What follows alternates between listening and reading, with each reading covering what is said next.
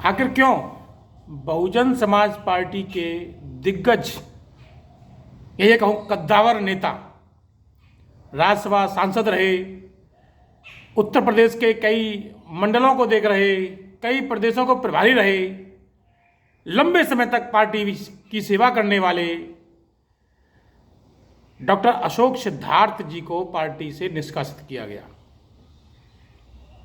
और आखिर क्यों माननीय आकाश आनंद जी को पदमुक्त किया गया, लेकिन इसका कोई ट्वीट बहन जी के एक्स हैंडल से नहीं आया। और क्यों आदरणीय राहुल गांधी जी बार बार लोकसभा चुनाव 2019 में बहन जी को गठबंधन में लेने की बात आजकल दलित बस्तियों में जाकर कर रहे हैं। नमो बुद्धाय, जय भीम साथियों, स्वागत है आपका मेरे YouTube मंच धम्मा अशोक उर्फ उमेश पाल सिंह पर। साथियों, आज तीन मुद्दों को लेकर मैं आज आया हूं बहुजन समाज पार्टी से जुड़े हुए। कि पहली तो बात यह है कि आगरा में एक शादी हुई, बहुचर्चित शादी, जिसमें लड़की पक्ष का तो पता खुल के सामने आया, लेकिन लड़का पक्ष कहीं ना कहीं दबा रहा, और वो बाद में खुला ये मामला। और वो शादी थी माननीय हेमंत प्रताप जी की बेटी और डॉक्टर अशोक सिद्धार्थ जी के बेटे की, जो आगरा में हुई। और उसमें बहुजन समाज पार्टी के नए पुराने काफ़ी लीडर इसमें शामिल हुए। ऐसा माना जा रहा है कि उस शादी में ऐसे लोगों को बुलाया जो बहुजन समाज पार्टी से निष्कासित थे और बहन जी से वो दूरी बनाए हुए थे, लेकिन डॉक्टर अशोक सिद्धार्थ के करीबी थे, उनसे नज़दीकियां थी उनको बुलाया गया उस शादी में। और इस शंका की वजह से कि कहीं एक अलग गुट तो तैयार नहीं कर रहे डॉक्टर अशोक सिद्धार्थ, यह सोच के बहन जी ने उनको पार्टी से बाहर निकाला।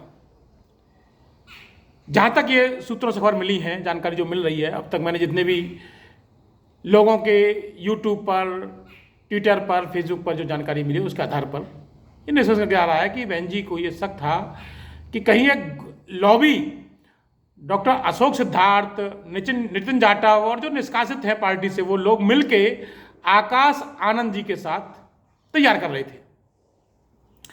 और बहन जी का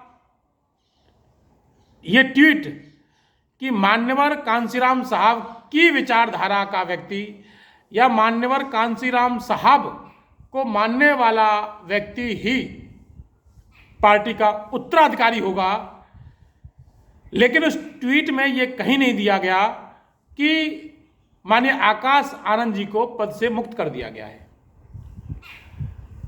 12 फरवरी की ये शादी, 17 फरवरी को डॉक्टर अशोक सिद्धार्थ जी को और नितिन जाटव जी का पार्टी से निष्कासन,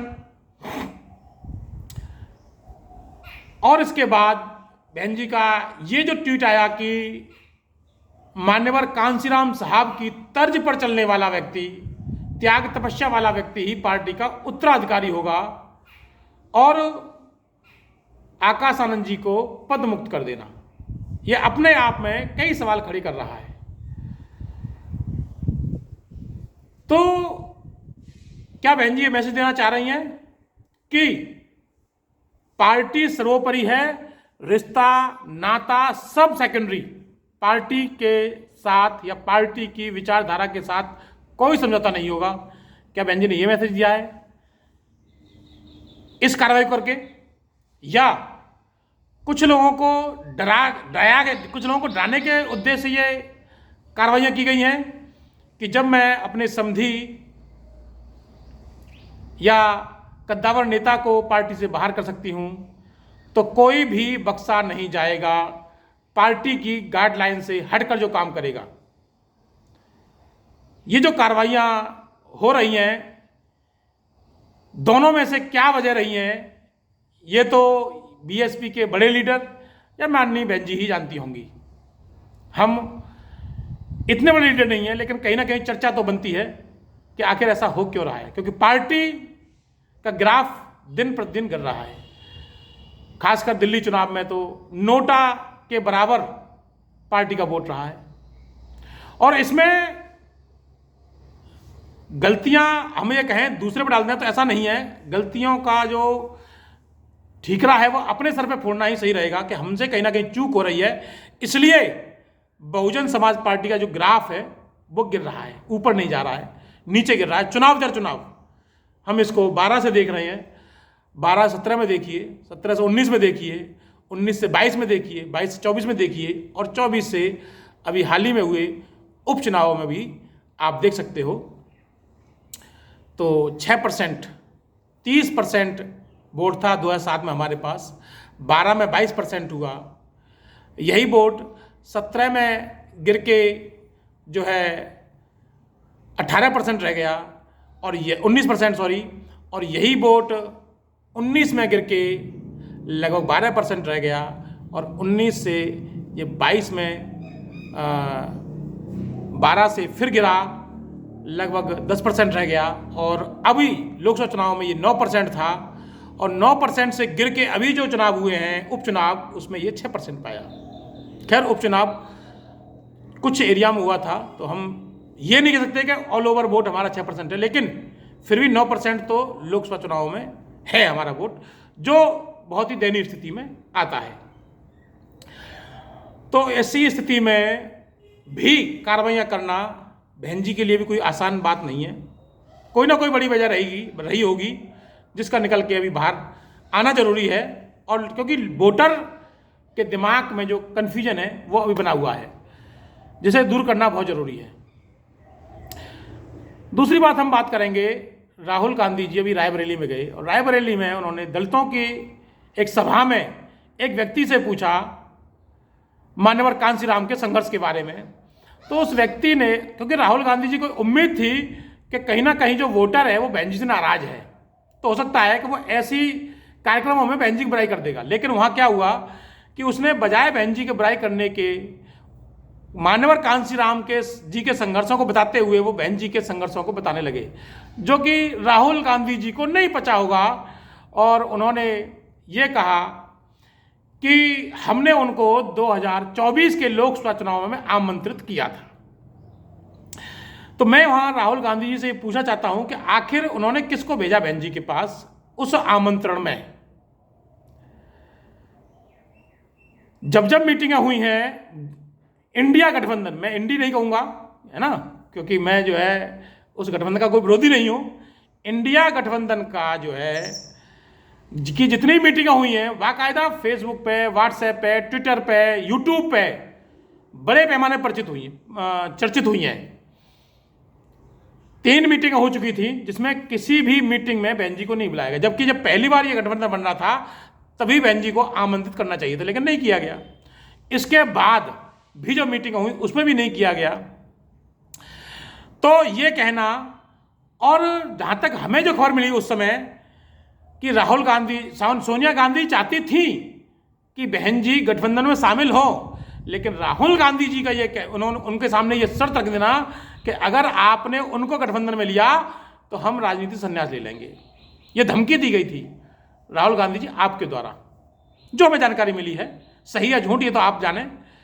और उधर राम गोपाल वर्मा जी ने ये उनका ये कहना कि गारंटी कौन लेगा इनकी, और अखिलेश यादव जी का ये शर्त रख देना कि अगर बहन जी आएंगी तो हम नहीं रहेंगे गठबंधन में।